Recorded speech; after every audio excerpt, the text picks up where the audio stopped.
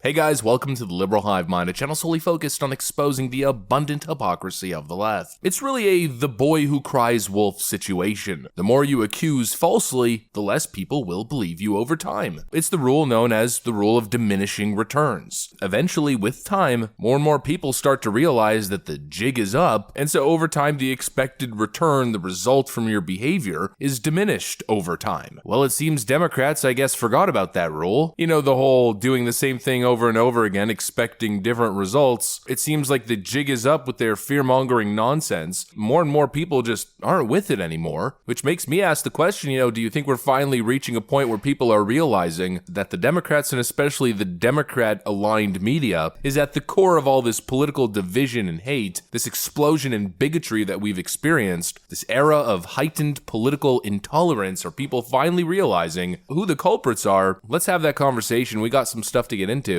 So let's roll the tape. Alright folks, so here's a clip that's bouncing around the internet that inspired the ideas for this video. Here's Dwayne "The Rock" Johnson speaking about Donald Trump with Patrick Bet-David during one of his public valuetainment events. Trump used to come watch me wrestle all the time, Madison Square Garden. It was great. First time I saw him, he said, "Let me see the eyebrow." I said, "Got it, there it is."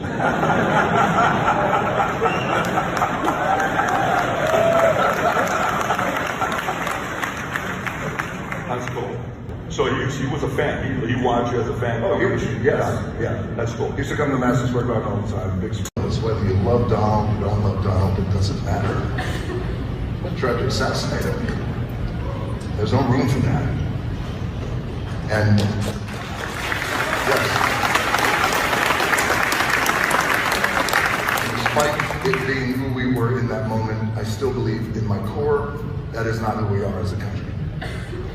So, him standing up in that moment, you wanted to see that. It might just seem like a random clip, but of course it isn't. Dwayne "The Rock" Johnson once essentially sold his soul to the DNC Devil. We all remember when he took the DNC bucks and went political. As a registered independent for years now with centrist ideologies, I do feel that Vice President Biden and Senator Harris are the best choice to lead our country, and I am endorsing them to become president and vice president of our United States. Dwayne "The Rock" Johnson, the man who's at the top of Hollywood. In all the big action movies, obviously the guy had a lot to lose, and so he probably bit the bullet and just did the regime's bidding. But now, slowly over time, it feels, again, like things are changing. I think earlier this year, or possibly at the end of last year, The Rock signaled his regret for having gone political. Am I happy with the state of America right now? Well, that answer is no. Do I believe we're going to get better? I believe in that. I'm an optimistic guy, and I believe we can get better. The endorsement that I made years ago with Biden was one I thought was the best decision for me at that time. And I thought back then, when we talk about, hey, I'm in this position where I have some influence, and it's my job then. I felt like that then. It's my job now to exercise my influence and share with this is who I'm going to endorse. Am I going to do that again this year? That answer is no. Now here we have a top Hollywood celebrity openly reminiscing about Donald Trump in a positive light. It's almost like a time capsule experience. Slowly but surely, the Trump derangement syndrome spell is wearing off. You can only say he's literally Hitler, he's a fascist so many times, until, like I keep saying, the jig is up. Celebrities don't care anymore. It's pre-political Trump. When all the talk show hosts used to love bringing Trump on their show, but now supposedly he's the devil reincarnate. To me, it seems like early signs that the Democrats' fear-mongering ways, their efforts of control here, well, to put it simply, they're slowly losing grip. And really the conversation that I want to have, and the conclusion that I'm hoping is going to come of all this, is that people start to realize that they've been lied to. Not only have they been lied to about Trump, but they've been lied to about the source. Trump is causing all this division. Like I keep saying, it's always felt more like a threat than an actual warning. Get rid of Trump or else we'll continue to wreak havoc. Oh, I'm the victim and he's so divisive. Give me a freaking break. People seem to be realizing it slowly. Here's my question. Yesterday, the NFL season started. Now, in the past, Taylor Swift was...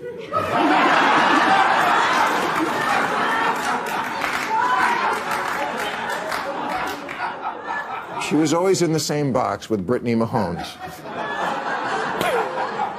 And now, they can't sit in the same box. I guess because Brittany liked some of Trump's tweets and Taylor's for Kamala.